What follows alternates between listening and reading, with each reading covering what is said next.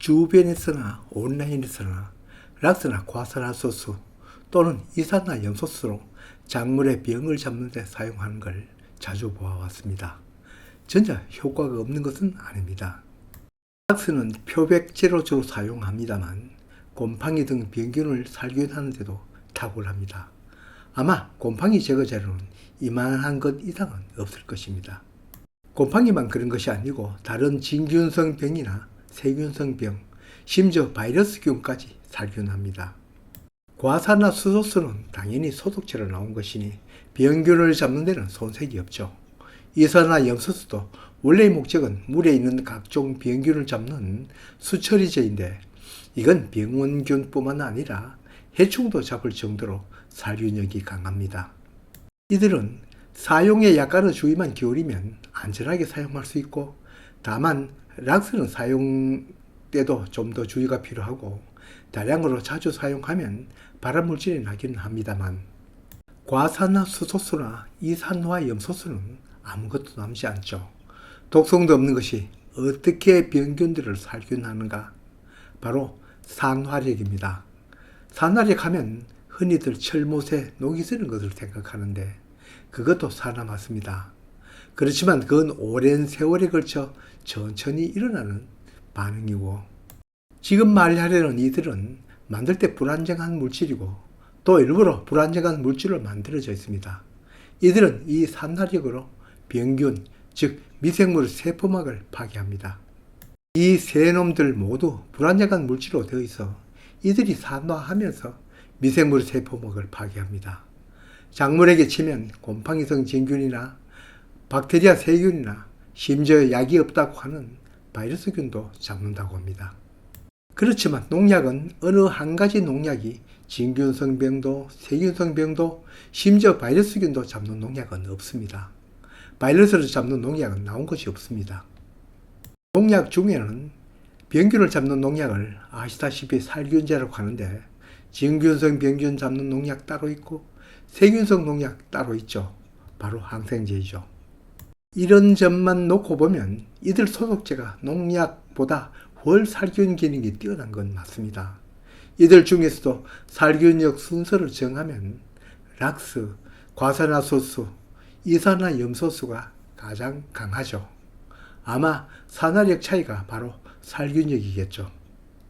그럼 이산화염소수 하나만 있으면 어찌 생각하면 다른 농약 다 필요 없어 보입니다. 살균제도, 살충제도, 거기다 항생제 역할까지, 심지어 약이 없는 바이러스도 잡으니까요. 이들 세 가지들을 많은 곳에서 작물 방제에 이용하는 걸 봤습니다. 많이 활용하는 병은 박하작물의 흰가루병, 녹균병, 그리고 해마다 고초에 찾아오는 탄저병 방제에 활용하는 사례가 많더군요.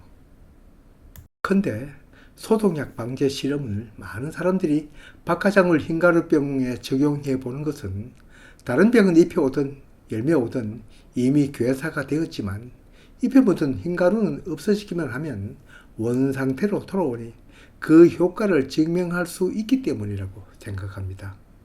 이번에 고추 탄저병에 적용해 보는 것은 워낙 고추밭에 자주 찾아오고 찾아온 놈 없애기가 좀 어렵죠.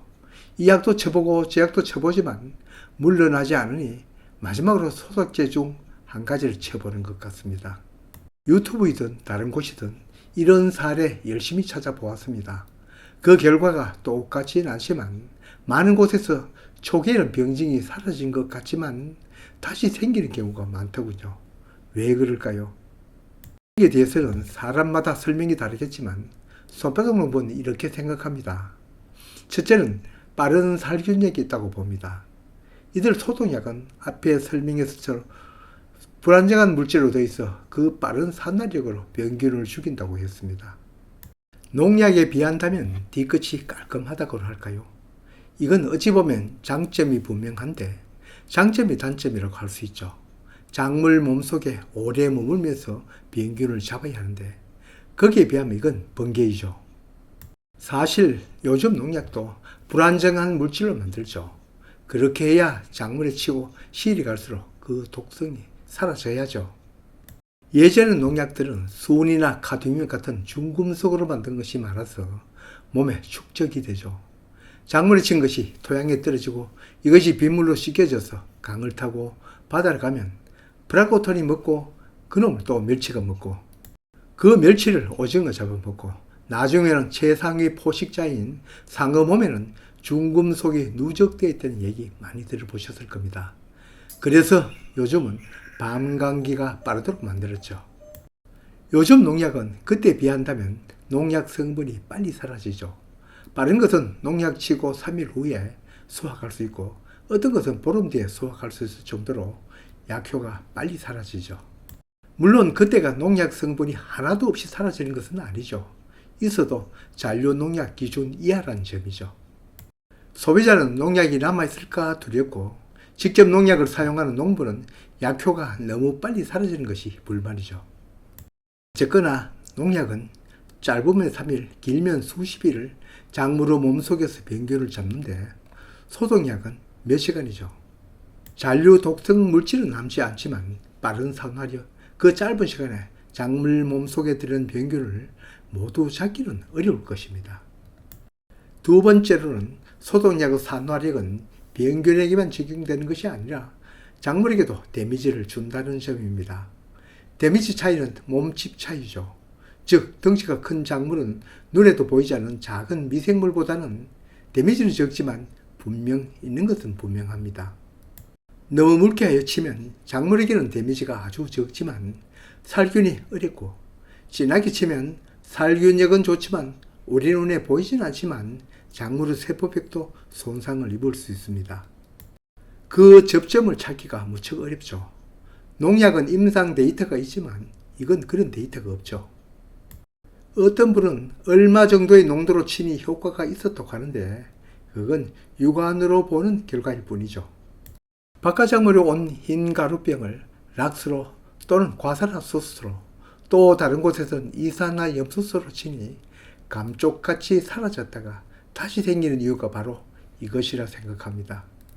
짧은 살균 시간으로 미처 살균을 다 못했는데 작물도 나름 세포막이 작게나마 손상이 되어 있으니 병에 대한 저항력이 떨어지니 금방 번지는 거죠.